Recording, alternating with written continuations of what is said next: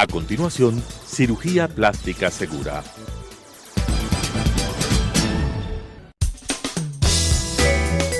Clasificación A.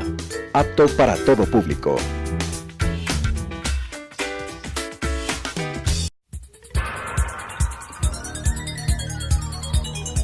Las opiniones vertidas en este espacio por la producción y dirección del programa son de exclusiva responsabilidad de sus autores y de quienes intervienen en ellos.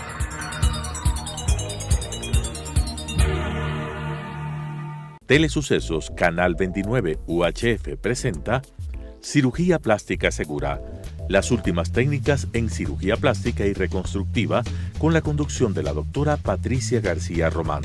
Cirugía Plástica Segura. Buenos días, queridos televidentes. Soy la doctora Patricia García, cirujana plástica, con el programa Cirugía Plástica Segura. La cirugía plástica es una especialidad bien amplia que no solamente trata de la parte estética y reconstructiva, sino también atendemos pacientes de mano. Es importante caer en cuenta que con la tecnología vamos teniendo nuevas patologías, ya que el celular y la tablet vienen a producir lesiones de mano y vemos con más frecuencia esto en nuestro consultorio. El día de hoy voy a entrevistar al doctor Alejandro Rubio. Hola Alejandro, ¿cómo estás? Qué gusto tenerte nuevamente. Pati, buenos días, muchas gracias por la invitación. Tú hablábamos hace unos días que tú ves patologías nuevas por el uso excesivo del celular y de la tablet. Hablemos esto para concientizar también que no solamente nos quejamos los padres que estamos perdiendo la comunicación en la familia por los celulares cuando nuestros hijos van al comedor con estos aparatos, sino que también están produciéndose lesiones por tantos mensajes que se están enviando, ¿no? Sí, efectivamente, la verdad es que el uso del teléfono celular actualmente y de la computadora ha llevado a que se presente una serie de lesiones en las manos que producen en cierta forma una limitación funcional, principalmente por el tipo de lesiones y de dolor que producen en las manos. Cierto es que se ha perdido la comunicación o gran parte de la comunicación dentro del núcleo familiar cuando se utilizan los teléfonos celulares todas las personas al mismo tiempo. Pero también se está perdiendo la posibilidad de tener una actividad y una función adecuada de las manos. No es raro encontrar actualmente por el uso del teléfono celular, obviamente hablamos de aquellas personas que tienen o que utilizan el teléfono celular por largas horas en forma permanente. La posición del uso del teléfono o del soporte del teléfono hace que la mano tenga una actitud que no es la adecuada, de tal manera que se ha visto con mucha frecuencia lesiones fundamentalmente a nivel articular en el dedo pulgar por la posición del teléfono, ¿no? Es una lesión que hace años atrás no se veía realmente con mucha frecuencia. Se la llama la risartrosis. Esta es una artrosis, un daño de la articulación de un hueso de la mano, un hueso pequeñito de la mano que está en la zona del carpo, que se llama el trapecio, que se articula con el primer metacarpiano, es decir, el dedo más largo del pulgar. Esa articulación llega a dañarse, llega a perderse las superficies articulares de los huesos y terminan en posiciones inadecuadas que producen fundamentalmente dolor, limitación funcional importantísima del dedo pulgar, en los movimientos, diríamos, de oposición del dedo pulgar que tiene hacia los dedos o los otros dedos de la mano. Lamentablemente este tipo de lesiones terminan casi siempre en cirugía, ¿no? Se tiene que realizar una fijación de esta articulación que se llama una artrodesis para evitar el dolor, para evitar la luxación por pérdida de la cápsula articular, se pierde la estabilidad de esta articulación y el dedo tiende a irse hacia abajo, ¿no? El dedo pulgar, de tal manera que los movimientos de pinza del dedo, los movimientos de pinza con el dedo índice y con el dedo anular fundamentalmente, son movimientos que se van a anular. Esa es una lesión que se ve ahora con mucha frecuencia. La otra es... Perdóname, yo lo que quiero es que digas que se quedan inmovilizadas ya las articulaciones desde luego de esta cirugía, porque estamos viendo dolor, le estamos quitando el dolor, pero en cambio estamos, desgraciadamente, va a perder movilidad, ¿no? Sí, efectivamente. Lo que se hace en este caso es fijar la articulación. Se pierde el movimiento, no al 100% del dedo pulgar, pero sí se pierde un movimiento importante para la prensión, para la pinza fina. Este es un movimiento que ya no se recupera, lamentablemente, porque se fija la articulación con unas mini placas de titanio y tornillos para evitar justamente que el movimiento o el roce de esta articulación que está ya lesionada cause dolor, haga, el dolor lleva por consecuente a la pérdida de la fuerza de la mano y a una actitud normal en el trabajo de la mano en su aspecto total, ¿no?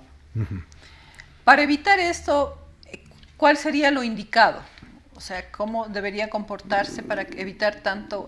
Bueno, este es un problema, de la risartrosis, es un problema que se veía antes en personas que utilizan mucho la pinza fina de la mano.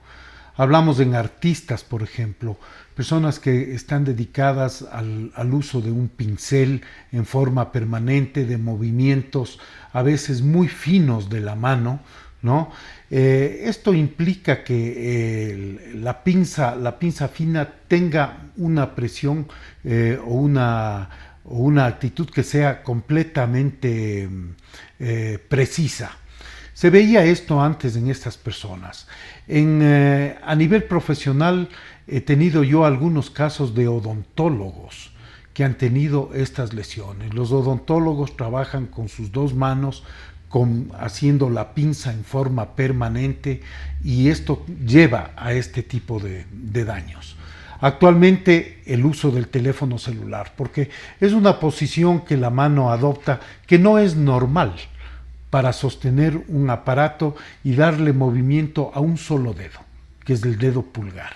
Los otros dedos pues simplemente sirven de apoyo para el teléfono en este caso, ¿no? Entonces se presentan con mucha frecuencia estas lesiones que son definitivas, son irreversibles, lamentablemente. Ese es un tipo de lesión. Otro tipo de lesión que estamos viendo con mucha frecuencia, a pesar de que siempre ha habido, pero ha aumentado la incidencia, es problemas del túnel carpiano. El síndrome del túnel carpiano, también por una posición inapropiada de la mano, por una posición de fijeza en los movimientos de la articulación de la muñeca. ¿Esa cuándo se da más? ¿Cuando se utiliza el mouse? Se ve más a nivel de la computadora, más que en el teléfono. Sí, se ve más en la mano que maneja el mouse, que generalmente es la mano derecha. Hay personas que están 12, 18 horas en la computadora, en una posición completamente inapropiada, porque no siempre se cuenta con con un apoyo para el trabajo de las personas que están en esto de la computación. ¿Cómo sería el apoyo que tendrían que tener para evitar eso? Bueno, hay que empezar por tener una buena silla de trabajo, una silla que mantenga al cuerpo en 90 grados, que tenga apoyo a nivel de los hombros, si es que es posible que tenga apoyo para la cabeza. La pantalla de la computadora debe estar a la altura de la cara de la persona que está manejando esto. Los brazos deben tener cierto apoyo para evitar que sea solamente el apoyo a nivel de la muñeca o del codo. El brazo tiene que estar apoyado completamente sobre superficies que sean cómodas, ¿no? Y que obviamente el movimiento de la muñeca tenga también un apoyo que sea adecuado, que sea suave. Hay personas que trabajan en la computadora en una silla normal, en una mesa muy baja, están siempre inclinados, tratando de ver la pantalla, y en una posición del brazo, ¿no? Que durante 8 o 10 horas termina siendo una posición que lleva al dolor de la muñeca y por ende al engrosamiento del ligamento anular del carpo, que produce la compresión del nervio mediano y da la molestia del túnel carpiano. Pero como el movimiento del miembro superior es una cadena, esto lleva también a problemas a nivel del codo, produciéndose el famoso codo de tenista por mala posición en el trabajo, que es la epicondilitis, y terminan con el problema del manguito rotador en el hombro. De tal manera que es una cadena de lesiones que son muy molestosas por el dolor fundamentalmente. Cuando ¿no? llegan al consultorio, ¿cómo tú les diagnosticas? ¿Qué exámenes les pides? ¿Cómo les manejas a los pacientes para determinar si solo con fisioterapia pueden mejorar o tienen que ya ir a cirugía o algún otro tratamiento que tú les puedes Bueno, recomendar? el diagnóstico es exclusivo del túnel carpiano. ¿Les haces un eco? ¿Les haces Sí, pero una radiografía? esencialmente hay que hacer un buen examen físico de la mano, del miembro superior.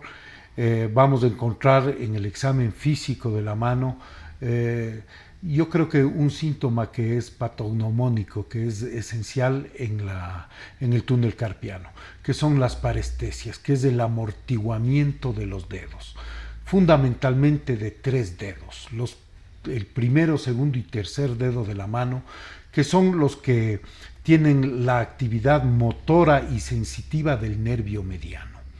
El momento que hay una compresión del nervio, estos 3 dedos se ven afectados por el enlentecimiento en el paso de los estímulos nerviosos. ¿Por qué se produce la fisiopatología? Si nos puedes explicar cómo Bien, se engrosa. esto es un engrosamiento de un ligamento que tenemos en la muñeca, se llama el ligamento anular del carpo.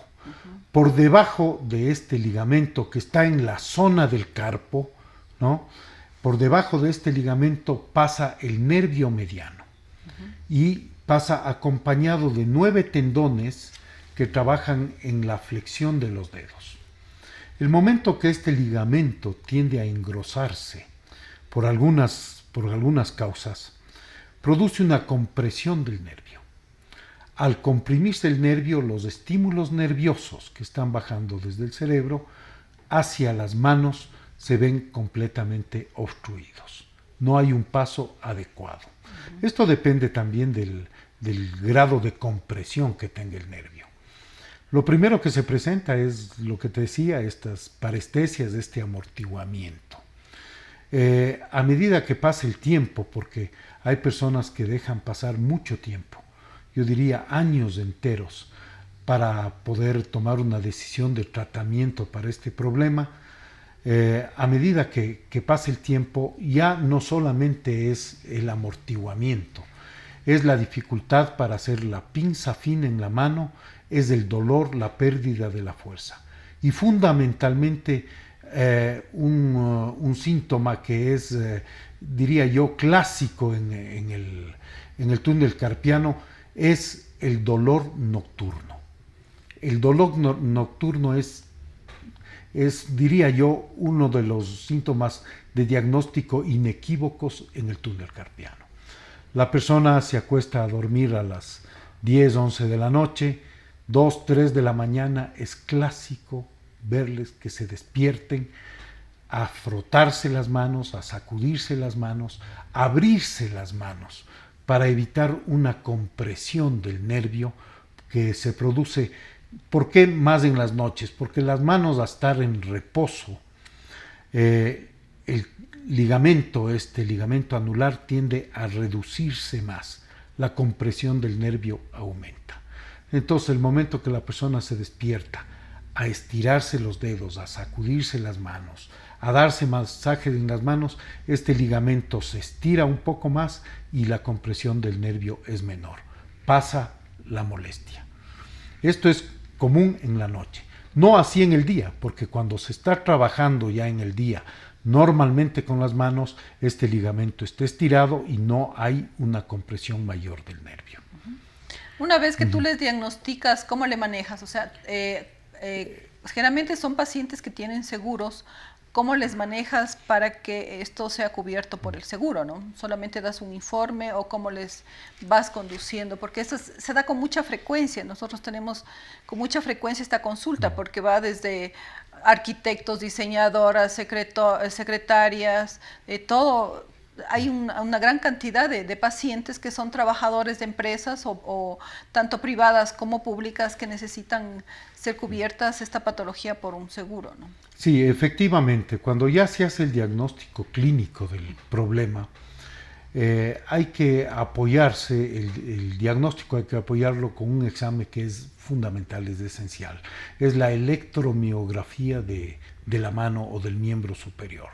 Este es un examen en el que nos va a determinar el grado de daño que tiene el nervio, el tipo de impedimento en la conducción de los estímulos nerviosos, ¿no? Y obviamente este examen en el que se va a diagnosticar el síndrome del túnel carpiano, sea este de grado inicial, de grado medio o grado severo. En este examen también vamos a determinar el estado actual del nervio, si es que existe una lesión del nervio, que es una desmielinización del nervio, si es que existe un daño a nivel de celular del nervio, que es un daño axonal, ¿no? Este examen que nos va a demostrar todos estos, o nos va a colaborar en el diagnóstico, es probablemente el mejor justificativo para que los pacientes puedan presentar en los seguros médicos y que se pueda autorizar el tratamiento a realizarse. Ya. ¿Cómo haces la cirugía? ¿Qué exámenes les pides más? ¿Y cómo haces? ¿Necesita hospitalización, hospital del día? Hablemos un poco de eso. Bueno, antes de hablar de la cirugía, simplemente una cosa pequeñita. Lamentablemente, y digo lamentablemente, como les digo a todos mis pacientes, lamentablemente el tratamiento, tarde o temprano, del problema del túnel carpiano es de tipo quirúrgico, ¿no? De tal manera que... Solamente que cambien de actividad o que no la vuelvan a utilizar la mano. O que mano. no puedan, a pesar de que el problema del túnel carpiano es un problema de tipo degenerativo. Eso va a seguir. Lamentablemente las alternativas que existen para tratamiento no siempre son las más adecuadas. Primero, las infiltraciones a nivel del túnel carpiano, personalmente yo considero que no son apropiadas.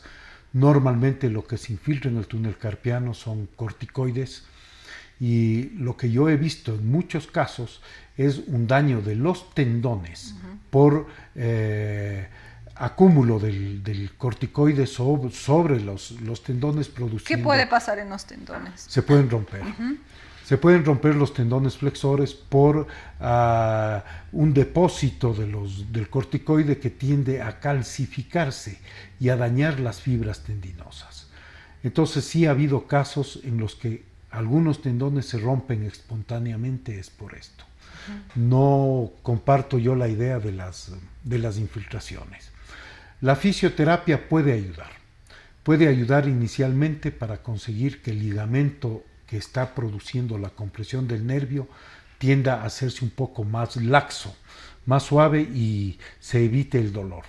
Pero cuando ya se ha producido el engrosamiento del ligamento, lamentablemente la fisioterapia no nos ayuda, sino el momento que se hace la fisioterapia, ¿no? Pero la persona ya llega a su casa, llega a la noche, viene el problema nocturno, sigue el dolor y el problema o la evolución degenerativa del ligamento continúa. de tal manera que la fisioterapia es recomendable para después de la cirugía. Entonces la cirugía se la tiene que hacer tarde o temprano. Previo a la cirugía, ¿qué pedimos? Exámenes de rutina, obviamente, que son los exámenes de sangre. Pedimos, dependiendo de la edad del paciente, un chequeo cardiológico, se pide un chequeo con el anestesiólogo también, y se realiza una cirugía que generalmente puede ser con una anestesia de tipo local, ¿no? Una anestesia de tipo troncular. Si son las dos manos a operar, que en muchos casos sucede, se recomienda la anestesia general para comodidad del paciente. Este es un procedimiento quirúrgico de aproximadamente unos 30 minutos en cada mano. Claro, con el bloqueo, ¿la compresión en el brazo soporta o cómo se maneja? Porque ese viene a ser un problema, el dolor que tienen. Sí, efectivamente, el dolor del torniquete Uh-huh. neumático, sí. Todo procedimiento en la mano hay que hacerlo con un vaciamiento de la sangre. Uh-huh. Es decir, hay que tratar de vaciar toda la sangre de la mano y del miembro superior para que nos permita identificar todos los elementos anatómicos a operarse. La sangre, porque es una zona que sangra mucho la mano, la sangre nos impide identificar nervios, nos impide identificar tendones. Entonces se hace este vaciamiento. Para evitar que regrese la sangre a la mano, se pone un torniquete, uh-huh, un torniquete neumático, que es como un brazalete para tomar la presión arterial. Se pone a una presión alta, que son 200 milímetros de mercurio. Entonces esto generalmente produce dolor. Yo creo que ningún paciente puede resistir esto por más de 5 minutos. De tal manera que hay que considerar la anestesia como uno de los pasos importantes en la cirugía. Se puede hacer un bloqueo a nivel de la mano. No siempre ayuda mucho para controlar el problema del torniquete. Se utiliza también un bloqueo a nivel axilar, ¿no? Uh-huh. Que esto ya hay anestesiólogos con mucha experiencia que lo hacen con facilidad. Y si no, la anestesia general es lo más adecuado. Claro, yo topo este tema porque muchas veces ahora los seguros están un poco medio difíciles y como piden justificación de todo, más o menos para que se explique por qué a veces nos vemos obligados a utilizar anestesia general para una cirugía de mano. Sí, bueno, la verdad es que la anestesia general hoy por hoy, a mi criterio, es uno de los mejores procedimientos para poder resolver los problemas de las manos. Porque necesitamos necesariamente, y esto es diría yo, una condición básica en cirugía de mano, el utilizar un torniquete neumático. No se puede operar una mano si no se hace esto, lamentablemente. Claro, eso yo explico un poquito porque la mano es tan rica en partes anatómicas, tendones, músculos, nervios, vasos sanguíneos que tenemos que identificarlos. Si hay sangre no podemos identificar bien para poder corregir, entonces es importante vaciar toda la sangre para que se haga prácticamente, se pueda identificar. Sí, efectivamente, el momento en que se abre una mano para cirugía, uno se va a encontrar un sinnúmero de elementos anatómicos. Son muy pequeños, lamentablemente, son pequeñísimos que en muchos casos no se los puede identificar a simple vista. Uh-huh. En la gran mayoría de cirugías de mano utilizamos sea el microscopio o utilizamos lupas de aumento para poder identificar esto. Cuando tenemos un sangrado activo a nivel de la mano, no nos permite ver esto. Y las lesiones concomitantes que se puedan presentar con la lesión que ya la cirugía puede causar existen. Es decir, lesiones de nervios, lesiones de vasos sanguíneos, lesiones de tendones, lesiones de vainas tendinosas, que es lo más frecuente. De tal manera que hay que explicarle al seguro, a los seguros médicos, ¿Por qué razón se debe utilizar este tipo de anestesia? Hay que explicarle al paciente también, porque efectivamente el momento que oyen los pacientes tiene que ser con anestesia general, muchas decisiones cambian ese rato. No, doctor, no me quiero operar con anestesia general, me da miedo la anestesia general. Hay que explicarles por qué razón se tiene que utilizar la anestesia general y explicarles que la anestesia general actualmente es un procedimiento seguro, ¿no? Ahora, ya nos están diciendo que se acaba el tiempo. Luego de la cirugía, ¿cómo es la rehabilitación?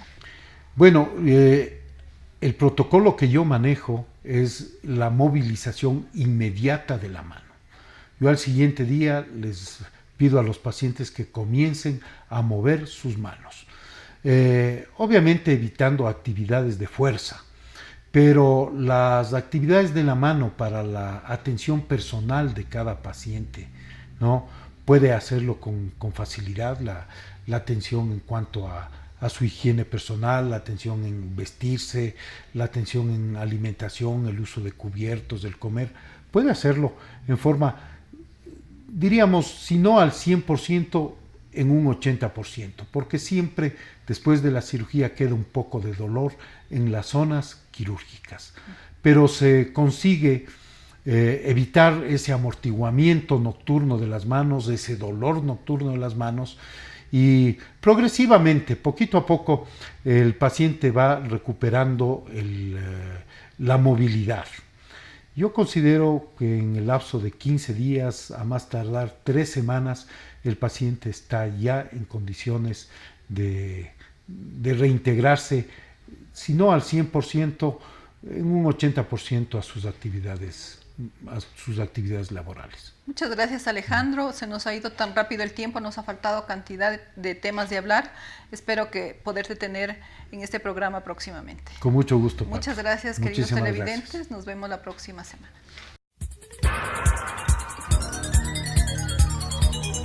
Las opiniones vertidas en este espacio por la producción y dirección del programa son de exclusiva responsabilidad de sus autores y de quienes intervienen en ellos.